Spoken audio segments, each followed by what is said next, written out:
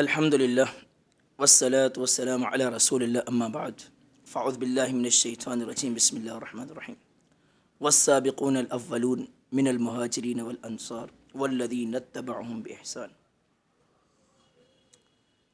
हर क़िस्म जी किबरियाई वॾाई बुज़ुर्गी अल्लाह तबारक व तआला जे लाइ लाइक़ ऐं सज़ावार आहे। बेशुमार बेहदो हिसाब दुरूद ऐं सलाम इमामुल अंबिया ख़ातमुन नबीशीन हज़रत मोहम्मद मुस्तफ़ा सल्लल्लाहु अलैहि वसल्लम जी ज़ात जे मथां। जीअं त ॿिनि ॾींहंनि खां ऐं कराचीअ में आयल हुयसि,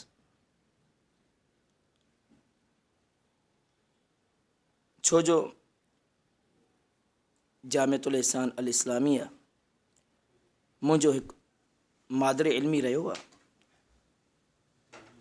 हिन जामिअ जे अंदरि ऐं नाज़रा खां वठी वञे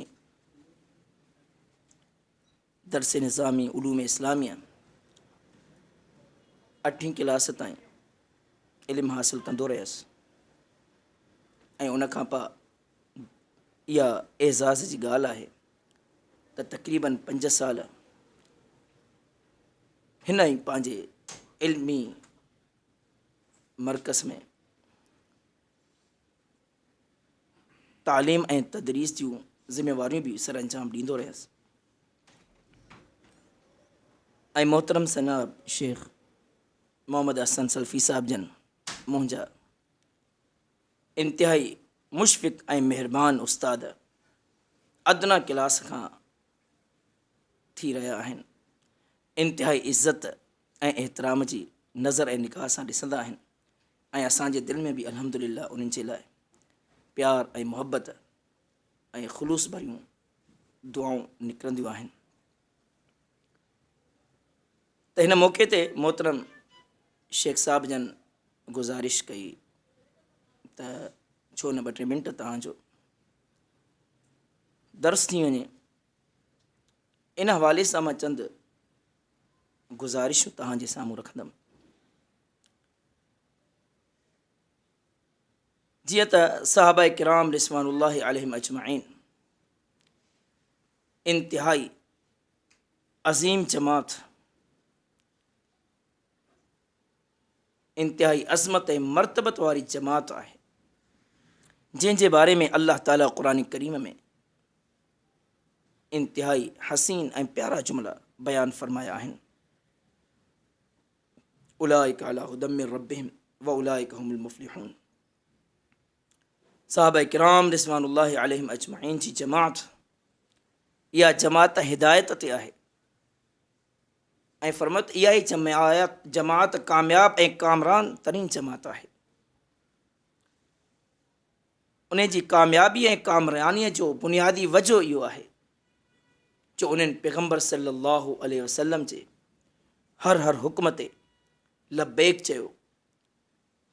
एतिरे क़द्र जो फ़िदाक अबी व उम्मी अहिड़ा जा निसाराना लफ़्ज़ इस्तेमालु कंदा हुआ। ए पैगम्बर सल्लल्लाहु अलैहि वसल्लम, तव्हांजे मथां असांजा वालिदैन क़ुर्बान थियनि।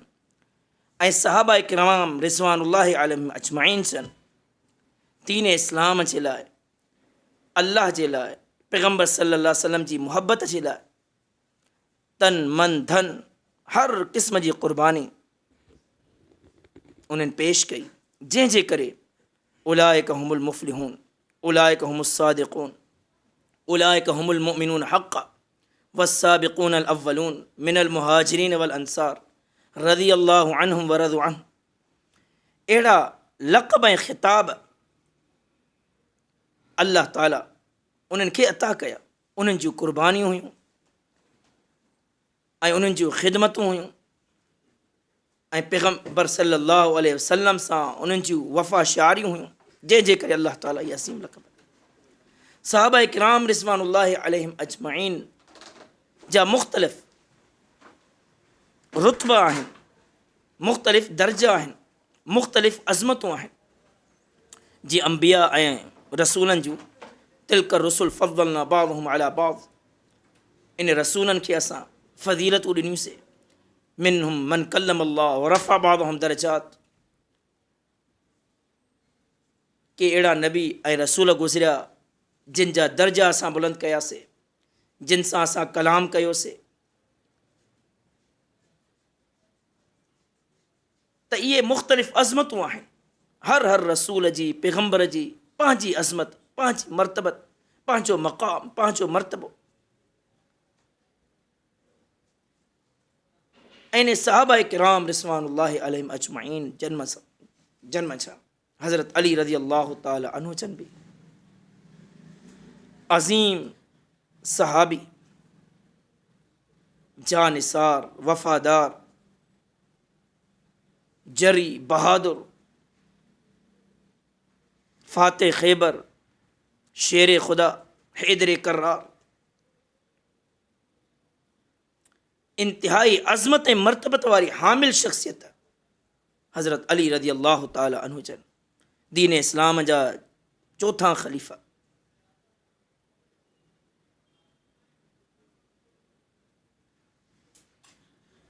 जिन जे शान में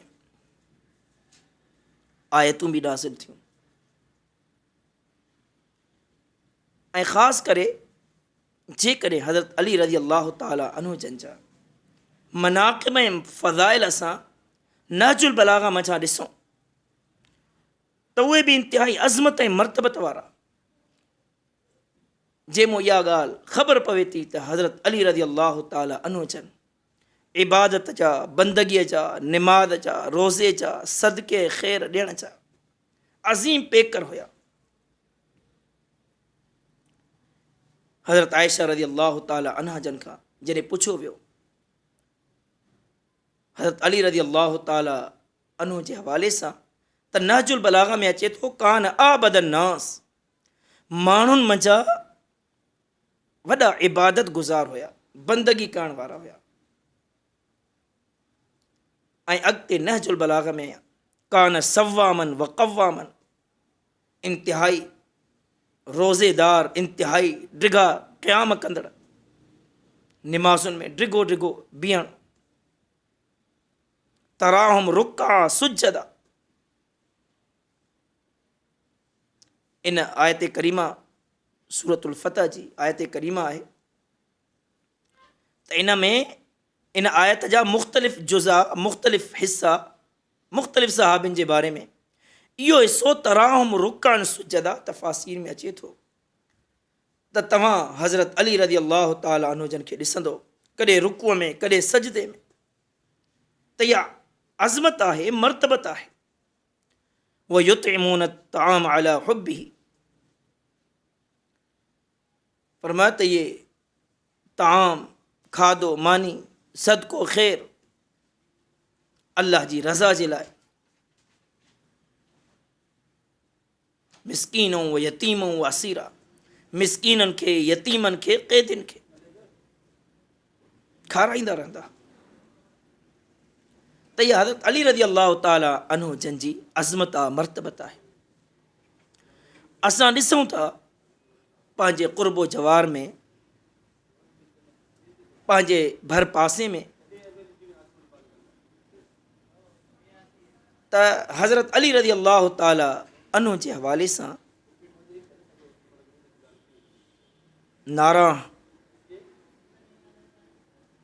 नारा हणनि था माण्हू।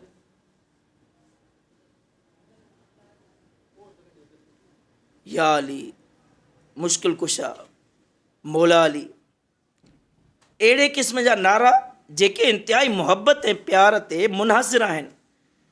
पर उन्हनि जी ज़िंदगी ॾिसूं त उन्हनि जी ज़िंदगीअ में हज़रत अली रज़ी अल्लाह ताला अन्हु जी सीरत जे हवाले सां का बि शइ उन्हनि जी ज़िंदगी में नज़र नथी अचे। हज़रत अली रज़ी अल्लाह ताला अन्हु जन जो नालो वठंदा, निमाज़ जे वेझो न आहिनि। हज़रत अली रज़ी अल्लाह ताला अन्हु जे नाले जा नारा हणंदा, रोज़े जे वेझो न आहिनि, सदके ख़ैर जे वेझो न आहिनि, मस्जिद जे वेझो न आहिनि, इल्म ऐं तालीम जे वेझो न आहिनि, निमाज़ ऐं रोज़े जे वेझो न आहिनि। नहजुल बलागा में अचे थो, यदअबु फ़ीहि क़ाइमन औ क़ाइदा। हज़रत अली रज़ी अल्लाह ताला अन्हु जन जो कौल इहो नहजुल बलाग में अचे थो, उन माण्हूअ जे लाइ जेको माण्हू अल्लाह जे घर मस्जिद खे आबाद करे थो, तामीर करे थो, यदाब फी क़ाइमा व क़ाइदा, ए ॾिसण वारा मस्जिद खे ठाहिण वारो कॾहिं उथे थो, कॾहिं बीहे थो, कॾहिं कहिड़ी शइ खणे थो, कॾहिं कहिड़ी शइ रखे थो, उन जे मथां गर्दो गुबार मटी अचे थी, उनखे बर्दाश्त करे थो मस्जिद जे लाइ। त हज़रत अली रज़ी अल्लाह ताला अन्हु जन मस्जिद में ई मौजूदु हुया, सुतल हुया, आराम में हुया। पैगम्बर सल्लल्लाहु अलैहि वसल्लम जन ॻोल्हींदे ॻोल्हींदे जॾहिं मस्जिद में अची पहुता, हज़रत अली रज़ी अल्लाह ताला अन्हु जन जे जिस्म ते मटी लॻल हुई, गर्दो गुबार लॻल हुई, जंहिंजी बुनियाद ते पैगम्बर सल्लल्लाहु अलैहि वसल्लम फरमायो, या अबा तुराब, ए अबू तुराब, ए मिट्टी वारा। त हज़रत अली रज़ी अल्लाह ताला अन्हु जन जो शान, मक़ाम ऐं मर्तबो तमामु घणो मथां आहे। त असांखे घुरिजे तमामु साहबा, जिन सां बि तमामु साहबा, उन सां मुहबत ईमान जो ऐन हिसो आहे, ऐं ख़ासि तौर पर हज़रत अली रज़ी अल्लाह ताला अन्हु जन सां जेकॾहिं असांखे मुहबत आहे, प्यार आहे,